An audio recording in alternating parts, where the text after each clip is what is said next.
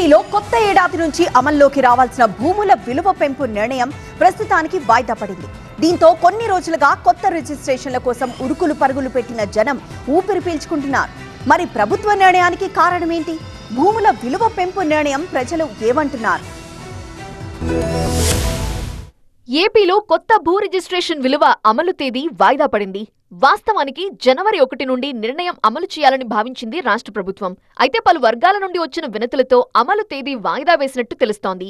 కొత్త రిజిస్ట్రేషన్ విలువలు ఎప్పటి నుంచి అమలు చేస్తారనే విషయంపై ప్రభుత్వం ఇంకా క్లారిటీ ఇవ్వలేదు. దీనిపై ఒక కమిటీ ఏర్పాటు చేసి ఆ నివేదిక ఆధారంగా ప్రభుత్వం నిర్ణయం తీసుకునే అవకాశం ఉన్నట్టు తెలుస్తోంది. భూముల ధరలు పెరిగితే రిజిస్ట్రేషన్ల ద్వారా ఏటా 14,000 కోట్ల రూపాయల ఆదాయం వస్తుంది అని అధికారులు అంచనా వేస్తున్నారు. భూముల రిజిస్ట్రేషన్ విలువలను సవరించడం ద్వారా ఆదాయం పెంచుకోవాలని భావిస్తోంది ఏపీ ప్రభుత్వం.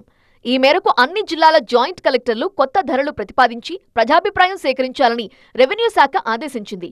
If it's family, it has to be home. If it's home, it has to be Aparna. Saluting the spirit of every couple's sacrifice to build their dream home. భూములకున్న డిమాండ్, ప్రస్తుతం ఉన్న ధరలు పరిశీలించి కొత్త ధరలపై ముసాయిదాలు తయారు చేయాలని జిల్లాల కలెక్టర్లను ప్రభుత్వం ఆదేశించింది. వాస్తవంగా అయితే మార్కెట్ వాల్యూలకు సంబంధించి ప్రపోజల్స్ తయారు చేశామండి. దానికి సంబంధించి జేసీ గారితో ప్రైమరీ అప్రూవల్స్ కూడా అయిపోయాయి. దాని మీద ఏమన్నా అబ్జెక్షన్స్ ఉంటే కన్నా తెలియచేయమని చెప్పేసి మనకి నిన్న ఈవినింగ్ వరకు టైం ఇచ్చారు. ఏపీలో గత 5 ఏళ్లలో భూముల మార్కెట్ రిజిస్ట్రేషన్ ధరలు పలుసార్లు పెరిగాయి. దీంతో పట్టణాల్లో రిజిస్ట్రేషన్ ధరలు మార్కెట్ ధరలకు సమానంగా చేరాయి.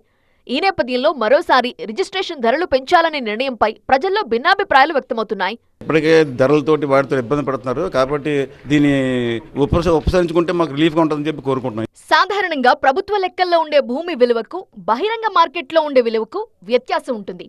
ఈ విధానంలో భూమి కొనుగోలు చేసేవారికి తక్కువ ధరకు నివాస భూమి లభించడంతో పాటు అమ్మేవారికి లాభసాటిగా ఉండేది.